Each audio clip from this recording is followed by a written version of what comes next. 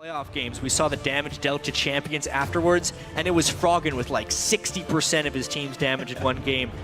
That's what you do against long-range compositions if the rest of Alliance had already not been built. Cloud9, they were the dominant team in North America. Alliance was the European team to show Cloud9 type dominance. These teams are similar in so many ways. So as the teams then prepare to clash on the Rift, we'd like you guys to tell us who you think is going to win this game. Tweet at LOL Esports using the hashtag C9win or hashtag ALLwin, and we'll see which squad has the majority vote behind them as we head on to the Rift. And really anyone's game at this point. And that's what's happening is Cloud9 is doing a bit of a fast push, and Alliance is very much doing a freeze. So they're sacrificing potential global gold there for the farm on Kog'Maw. They're making that up with the Dragon. So this is actually going to be a temporary bonus for Alliance because they're getting the free farm from Kog'Maw and trading the Dragon Gold for the Turret Gold, but they will lose out on map pressure overall because now Sneaky and Lemon Nation get to become a presence elsewhere. Hardly even count as melee champions because they have so many long-range abilities.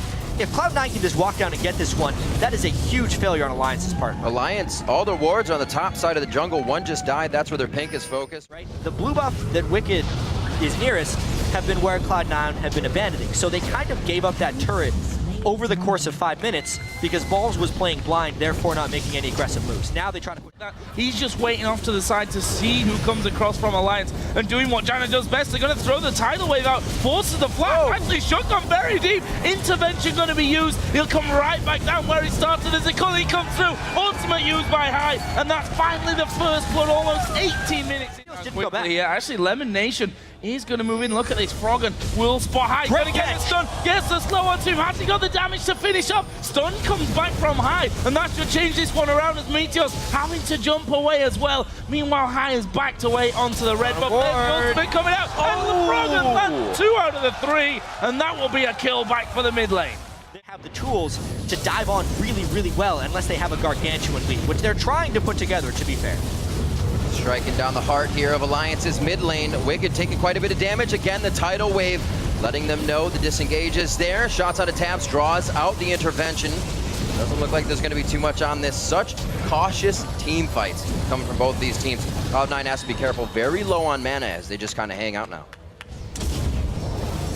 Trying really to bust through there, but wave clear coming out. There's the stun from High. Equalizer goes down as well, but it's just going to be forcing them away. Ball flashes in, not able to get the final hits to get killed. Oh, Paul's almost going down there to Froggen's ultimate, but I think that was the aim from Cloud9. Forced them back off the turret.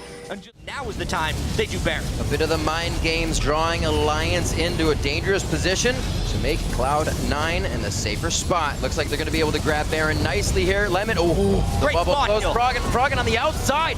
Intervention goes down on him. He does get a good flash over the wall. Meteos' jump is not going to slow anything. They do take down Froggen, but the rest of the team knows that they need to get back and they need to guard. How to crack the Without Froggen, they lose the massive wave clear that they had in their team. This is going to be the inhib going down. Nif almost being finished off there by Balls, and that's the first inhibitor of the game going over to Cloud9. And Riv, you asked ways Cloud9 is going to be able to pick up, and with the items they're going to be able to acquire, at this point Alliance really has to make a move. And it's only going to be harder. We there, Froggen pretty low on mana still at the back of the fight. The tidal wave is just a disengage. Nobody really moving forward except for Wicked and Shook. Not really the damage providers right now. Wicked can't do much without the team. Whoa. They just shred down tabs there. High's going to stay alive. A great shield and a heal coming out from his AD carry of Sneaky. They're going to take down another inhibitor, and they are just running amok in the base. Wicked just wasn't able to get the intervention on. I will need to see that again to see if he was out of range when you have more gold. But with that being said, Cloud9 has outbuilt Alliance like crazy. Let's just see this fight. Froggen taking quite a bit of damage. Intervention's in range this time. The tidal wave, a good disengage. It looks like C9 may just want to grab the inhibitor as they mentally and physically force Alliance off of this one. Now it gets a bit more physical. And it looks like the equalizer goes down. they're not going to really... Land the stun, actually goes almost in between them. In the meantime, they've got super minions in the base. Yeah, the super minions would end the game as long as they keep Alliance occupied. Eye gets bubbled in. Will they be able to get a good fight out of this? Zanya's thrown down in from balls, and it looks like they're actually pushing Alliance away from their base, the place they need to be going. Froggen, only one left right now as the Cathian Surprise won't be taking anybody down, and it's the teleport already in from balls onto the Nexus turrets. That's going to be it. Those super minions and balls will end it. This is going to be a few minutes from now. 3 seconds.